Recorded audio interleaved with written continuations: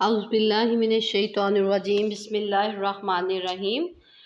آج کا ہمارا موضوع ہے حدیث کی حفاظت۔ جیسے کہ ہم نے حفاظت قرآن میں پڑھا تھا کہ رسول اللہ صلی اللہ علیہ وآلہ وسلم نے قرآن کو جب آپ پر وحی نازل ہوتی تو آپ قرآن سناتے اور کاتبین وحی جو تھے ان سے لکھوا دیتے اور صحابہ اس کے احکامات پر فوراً عمل درآمد شروع کر دیتے۔ اسی طرح جو ہے اگر کسی صحابی کو کسی بات کی سمجھ نہیں آتی تو آپ اس کی تشریح بھی فرما دیتے۔ حدیث جیسے کہ ہم نے پچھلے لیکچر میں پڑھا تھا کہ بتایا تھا میں نے آپ کو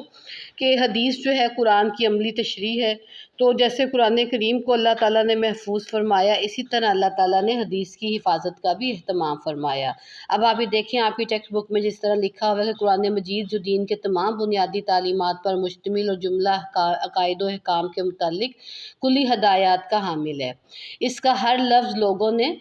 زبانی یاد کیا۔ مزید احتیاط کے لیے معتبر کاتبوں سے خود رسول اللہ صلی اللہ علیہ وآلہ وسلم نے اس کو لکھوا لیا۔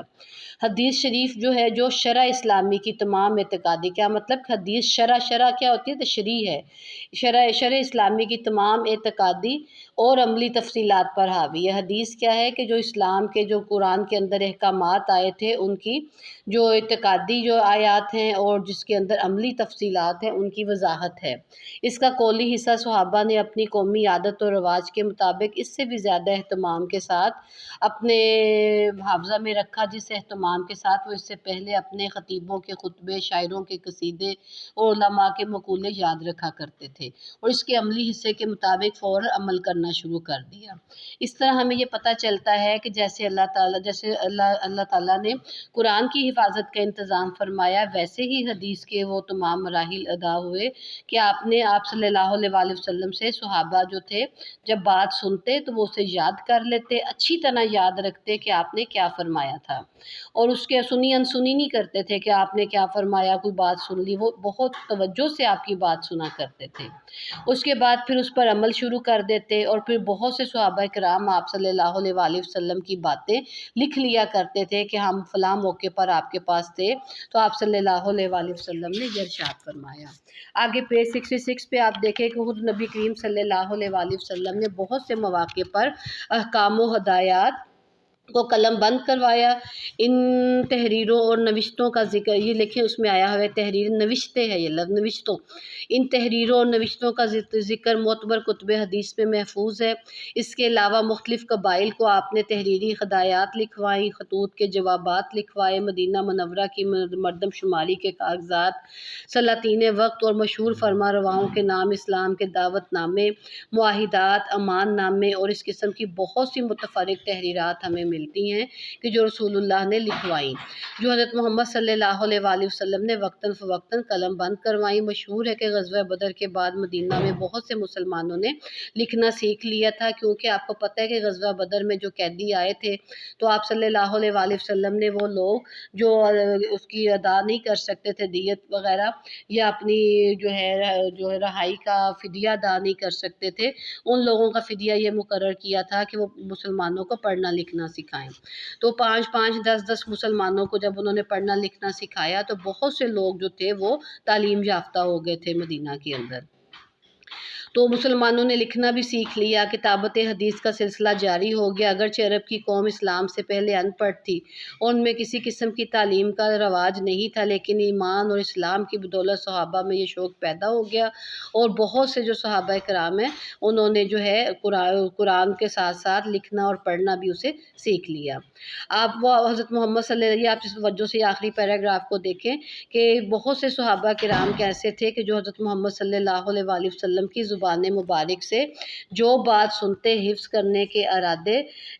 سے قلم بند کر لیتے تھے، مطلب گھر جا کے بار بار ان الفاظ کو دیکھتے اور انہیں یاد کرتے۔ اس کے پیش نظر رسول اللہ صلی اللہ علیہ وآلہ وسلم کا یہ ارشاد رہا ہے کہ اللہ تعالیٰ اس شخص کو خوش و خرم رکھے جس نے میری حدیث کو سنا، پھر اس کو یاد کیا اور پھر اسی طرح اسے آگے پہنچایا جس طرح اس نے سنا تھا۔ یہ آپ کو شارٹ کویسچن میں بھی ہے کہ اپنی حدیث کے متعلق، حفاظت حدیث کے متعلق نبی کریم کا ارشاد جو ہے بیان کریں یا بتائیں۔ تو اس میں آپ نے اس حدیث کا ترجمہ لکھنا ہے کہ اللہ تعالیٰ اس شخص کو خوش و خرم رکھے جس نے میری حدیث کو سنا، اس کو یاد کیا اور اسے آگے پہنچایا جس طرح کہ اس نے سنا تھا۔ اب تدوین حدیث، تدوین حدیث کیا ہے کہ حدیث کو کس طرح محفوظ کیا گیا ہے۔ یہ ایک مسلمہ حقیقت ہے کہ بعض صحابہ نے حضرت محمد صلی اللہ علیہ وآلہ وسلم کی زندگی میں حدیثیں لکھنا شروع کر دی تھی، جیسا کہ ہم پہلے بیان کر چکے ہوئے ہیں۔ یہ حقیقت خوب واضح ہے کہ تدوین حدیث کا آغاز عہد رسالت ہی میں ہو گیا تھا، نہ کہ دوسری صدی ہجری میں جیسا کہ مستشرقین کہتے ہیں۔ اب آپ پہلے یہ جان لیں کہ مستشرقین کون ہوتے ہیں۔ مستشرقین وہ لوگ ہیں جو ہوتے غیر مسلم ہیں لیکن اسلام پر انہوں نے بہت ساری تحقیقات کی ہیں، تو ان لوگوں کو مستشرقین کہا جاتا ہے۔ مثلاً وہ غیر مسلم جو اسلام پر تحقیقات کرتے ہیں یا اسلام کے مختلف امور کو زیر غور لاتے ہیں تو ان لوگوں کو مستشرقین کہا جاتا ہے۔ جیسے کہ آپ نے بہت سے یہ جو ہے آرنلڈ ہے، جو ہے شافٹ ہے، اس طرح کے مختلف یہ لوگ ہیں جن کے آپ نے شاید نام سن رکھے ہوں۔ تو ان لوگوں نے یہ الزام لگایا تھا کہ پہلی صدی ہجری میں تو قرآن حدیث محفوظ ہی نہیں تھی، دوسری صدی ہجری میں لکھا گیا، تو اس کی کوئی بھی جو ہے صرف یہ جو ہے برائے اعتراض ہے،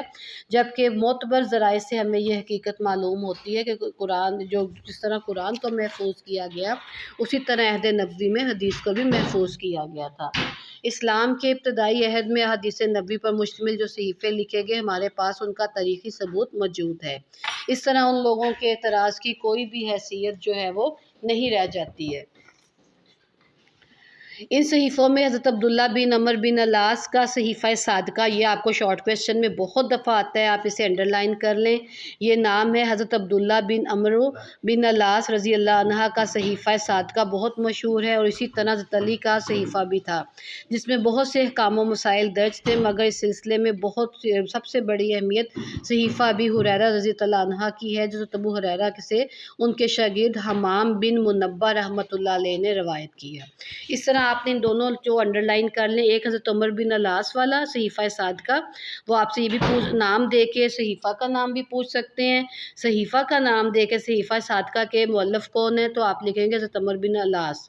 تو دوسرا حضرت ابو ہریرہ کے جو شاگرد ہیں حمام بن منبہ جو ہیں، انہوں نے بھی ان سے روایت کی ہے۔ یہ صحیفہ تدوین حدیث کے سلسلے میں اس لیے اہمیت کا حامل ہے کہ بے تمام و کمال اس طرح ہم تک پہنچ گیا ہے، مطلب جس طرح ان کے شاگرد حمام بن منبہ نے لکھا تھا اسی طرح آج ہمارے پاس یہ موجود ہے۔ چند سال پہلے 2 مخطوطے دستیاب ہوئے۔ مخطوطے میں نے آپ کو پہلے بتایا تھا شارٹ کویسچنز کے اندر کہ مخطوطات جو قدیم پرانی ہاتھ کی لکھی ہوئی کتابیں بہت 200 سال پرانی ہیں، 1000 سال پرانی کتاب ہے اور اوریجنل کتاب ہے، اسے مخطوطہ کہا جاتا ہے۔ ایک برلن میں یا دوسرا دمشق میں، یہ بھی شارٹ کویسچن میں آ جاتا ہے، جن میں کوئی بھی فرق نہیں تھا، جبکہ یہ صحیفہ مسند امام احمد میں مکمل طور پر محفوظ ہے، نیز اس کی بیشتر احادیث صحیح بخاری کے متعلقہ ابواب میں بھی موجود ہیں۔ اب آپ حدیث کی جب کتابیں کھولتے ہیں، صحیح بخاری کھولتے ہیں، صحیح مسلم،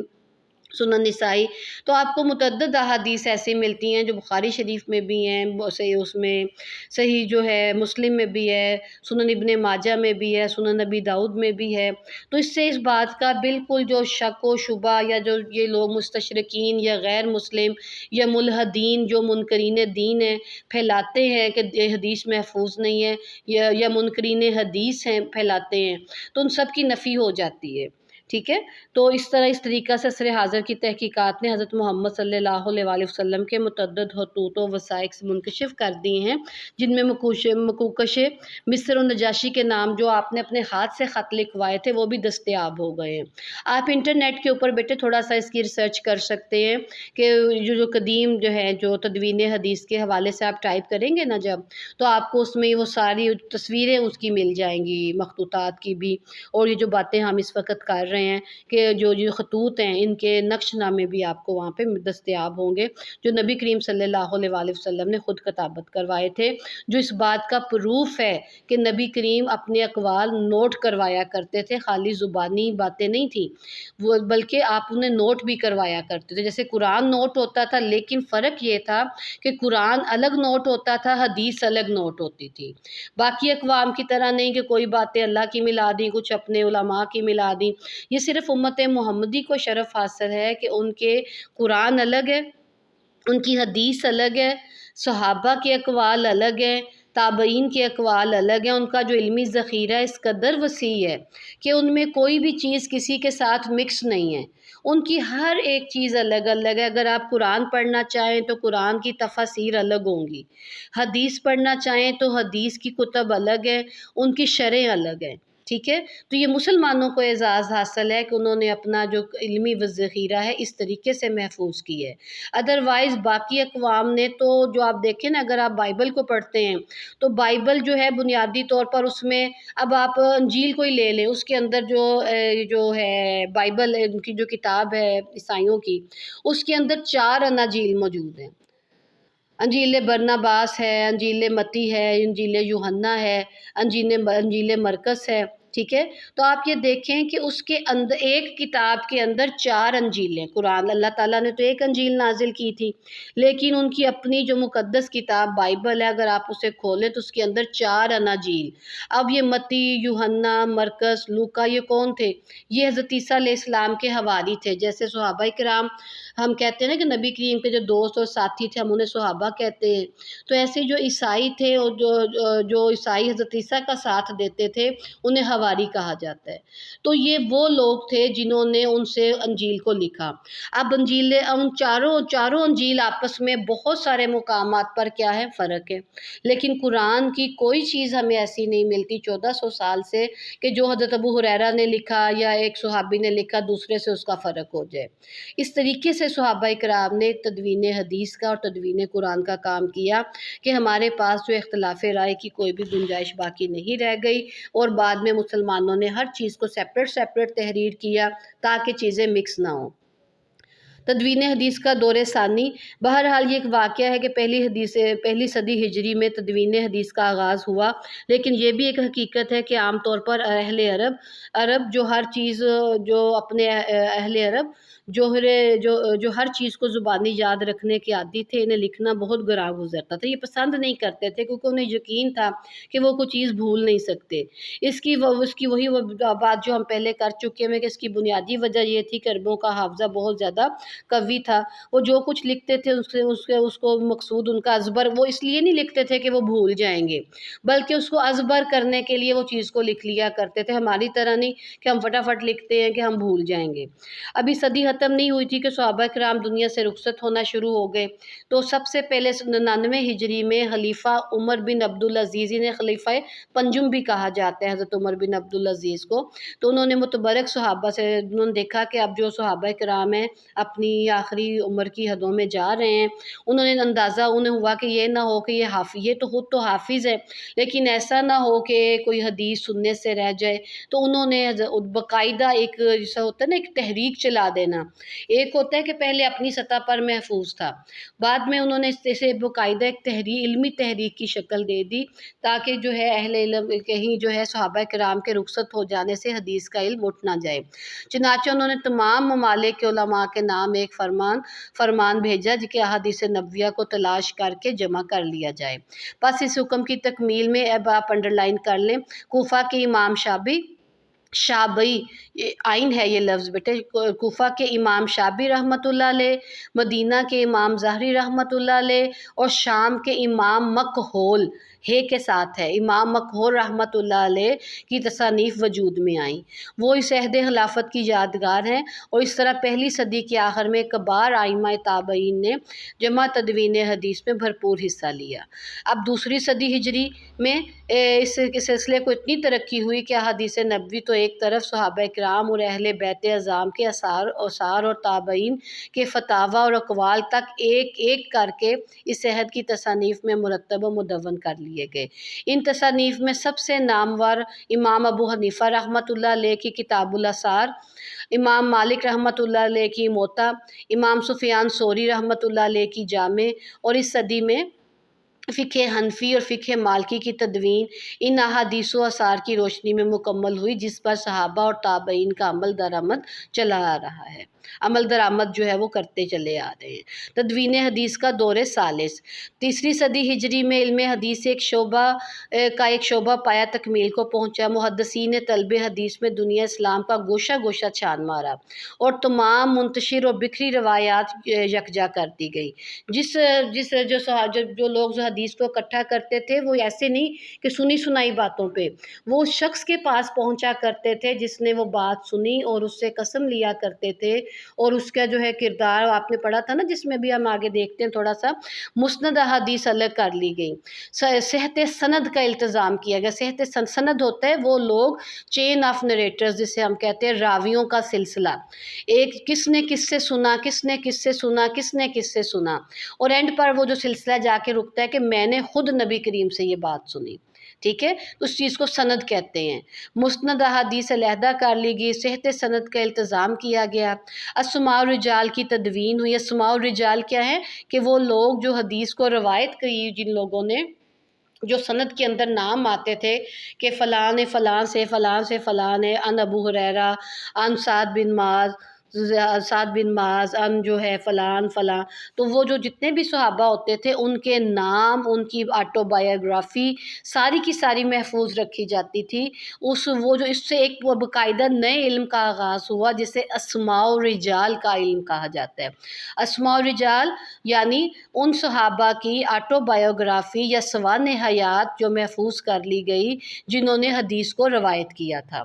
جرح و تعدیل یہ ہوتا ہے کہ حدیث کو یوں ہی پکڑ کے نہیں لے لیا جاتا کہ جس نے بھی میں کوئی بات کر دوں یا کوئی ایرا غیرہ بات کر دے تو اس کی حدیث قبول کر لی جاتی تھی، جو بھی نبی کریم کے نام سے بات کرے۔ جرح و تعدیل یہ ہے کہ اس پر باقاعدہ سے کہتے نہیں وہ جرح کر رہا ہے، وکیل جرح کرتا ہے، تو جرح و تعدیل اس طرح اصول حدیث مقرر کیے گئے تھے کہ اگر کوئی حدیث ان قوانین پر پورا اترتی تھی، جرح ہوتی ہے تحقیق کرنا، تفتیش کرنا، بلکہ زیادہ اس کے لیے مناسب لفظ ہے، تو تفتیش کی جاتی تھی کہ یہ کیا واقعی نبی کریم صلی اللہ علیہ وآلہ وسلم کا فرمان ہے، تو جرح اور تعدیل کے ذریعے جو ہے پھر اسے شامل کیا جاتا تھا کتب احادیث کے اندر۔ اس دور میں صحائف ستہ جیسی بیش بہا کتابیں تصنیف ہوئیں۔ صحائف ستہ ان کے مؤلفین کی فہرست درج ذیل ہے۔